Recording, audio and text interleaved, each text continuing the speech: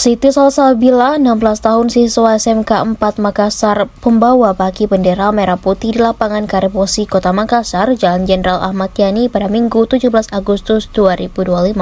Siti Salsabila, satu dari 17 pasukan pengibar bendera Paskibra Kota Makassar, telah dikukuhkan pada 15 Agustus lalu. Sasa, sapaannya, masih belum percaya ia dipilih pembawa baki, sebuah simbol kepercayaan besar dalam prosesi sakral peringatan kemerdekaan. Untungnya ia bisa membuktikan pengibaran sang merah putih berjalan tanpa kendala. Sasa mengakui ia harus menahan gugup, bahkan detak jantung berdetak lebih cepat dari biasanya.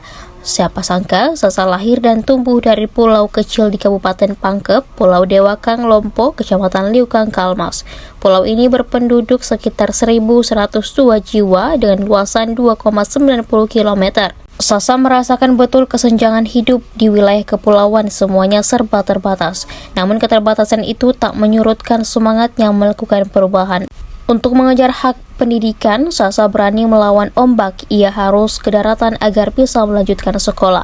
Gadis kelahiran 10 November 2009 ini rela menumpang di rumah keluarga dan meninggalkan sang ibu di Pulau Dewakang Lompok. Sekarang ia tinggal di Jalan Barukang.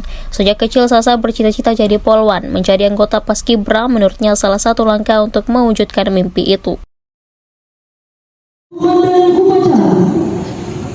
Kepada Sang Merah Putih, hormat senjata.